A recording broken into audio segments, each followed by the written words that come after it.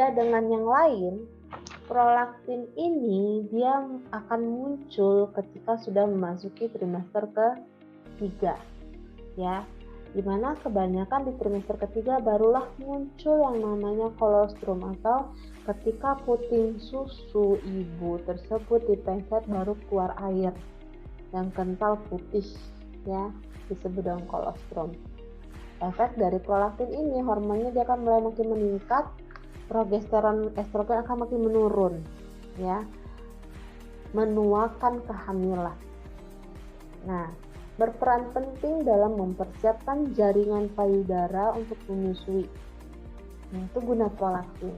Dia akan membantu mempersiapkan jaringan payudara untuk menyusui dengan membantu menghasilkan produksi ASI yang melimpah. Nah, lalu lagi hormon kehamilan memiliki fungsi yang penting untuk kesehatan ibu dan janin.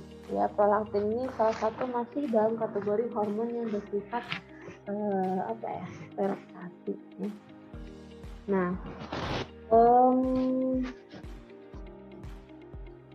walaupun ia bersifat dalam mempersiapkan proses menyusui nantinya, karena efeknya bertolak belakang pada progesteron dan estrogen, maka bisa juga menimbulkan ketidaknyamanan pada ibu hamil. Seperti contohnya pada payudara ibu hamil yang terlalu tegang, ya, dan lain-lain. Selanjutnya ada 5, oksitosin. Nah, biasanya prolaktin dan oksitosin ini adalah hormon yang hampir beriringan muncul, ya. Oksitosin ini berbahaya jika timbul pada kehamilan yang belum cukup untuk dilahirkan anaknya tersebut. Karena fungsi dari oksitosin ini berperan penting dalam proses melahirkan. Dialah yang menciptakan yang namanya kontraksi. Rahim berkontraksi, ya, bergerak begitu konstan dan cepat untuk mendorong janin dilahirkan pada jalan lahir. Itu guna oksitosin. Nah, efek dari gerakan janin kontraksi pada bagian tulang panggul, ya, dan juga menyebabkan kontraksi pada rahimnya ibu, maka beriringan terjadilah kelenturan pada porsio. Porsio yang tidak hamil dia akan menebal karena dia akan menutup cervix.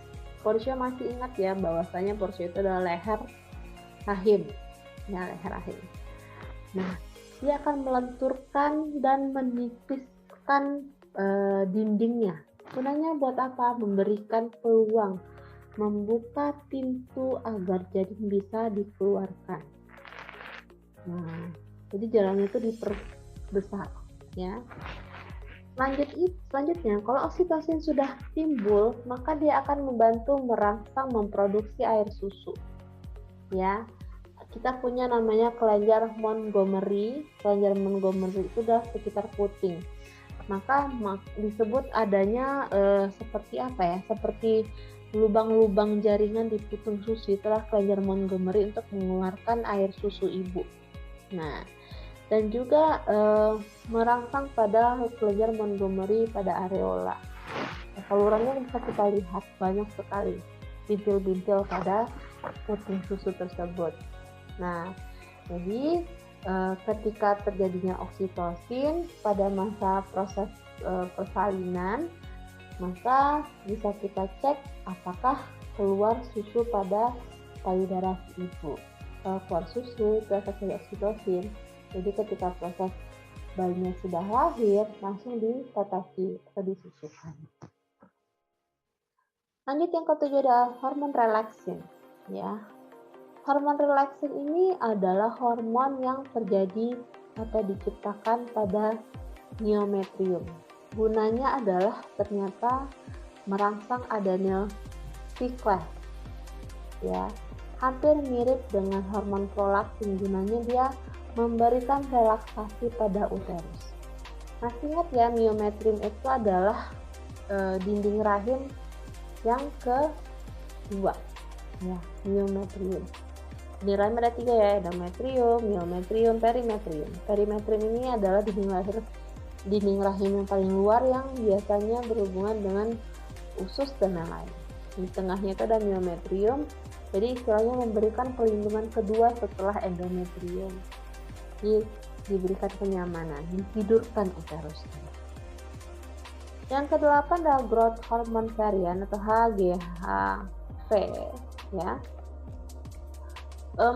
Di sini adalah yang disintesis oleh plasenta, masih sebenarnya sama dengan HCG tadi, ya. Dia diciptakan pada bagian plasenta yang disebut dengan syncytium, dan banyak terjadi dari mulai terjadinya kehamilan sampai usia 21-26 minggu dan meningkat sampai usia 36 minggu. Nah, dia dipengaruhi oleh glukosa. Jadi mirip-mirip dengan yang tadi yang di atas, ya, baik itu HCG maupun hormon laktogen tadi. Nah, yang HPL, ya, hormon prolaktin plasental laktogen, hormon plasental laktogen. Yang selanjutnya inhibin and activin, ya. Inhibin activin itu salah satu bagian dari hormon. Ketika plasenta itu telah terbentuk, dia secara naluri, ya, secara alamiah memproduksi inhibin, di mana kadarnya makin lama makin tinggi sampai terjadinya proses kehamilan yang matang untuk siap dilahirkan. Nah, gunanya inhibin pada plasenta ini, dia menghambat sekresi FSH.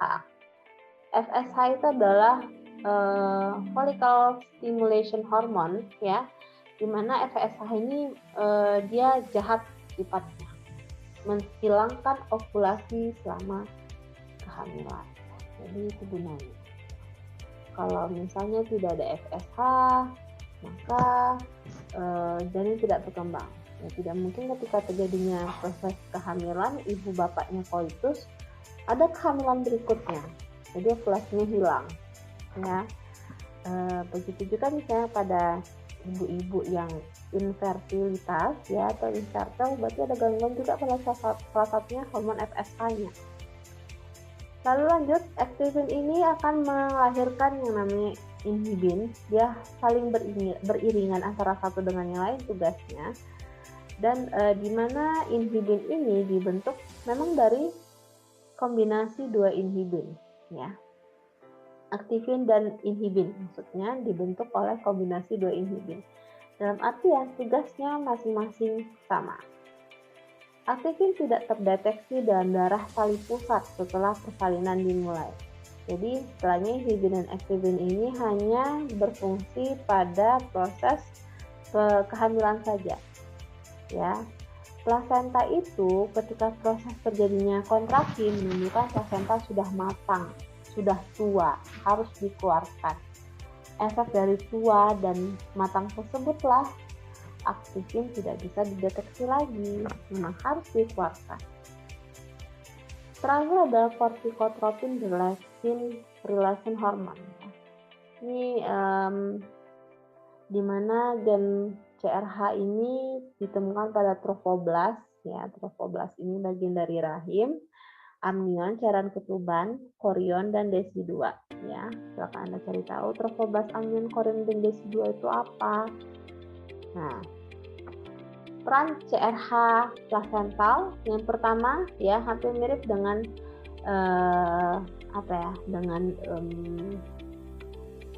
progesteron tadi, ya, progesteron. Sama-sama memberikan relaksasi, kenyamanan, tapi dia lebih ke arah bagian otot-otot dinding rahim, khususnya di myometrium, dan juga memberikan aliran pembuluh darah secara rileks. Nah, juga mampu memberikan kekebalan, ya, kekebalan pada bagian plasenta dan membentuk prostaglandin plasenta. Prostaglandin plasenta ini khususnya guna untuk perkembangan plasenta. Nah, itu saja adalah hormon-hormon yang mempengaruhi dari kehamilan. Ada 10 hormon yang harus Anda pahami lagi, di mana setiap prosesnya ini harus bersifat secara normal dan kerjanya itu tergantung dari masing-masing trimester pada kehamilan.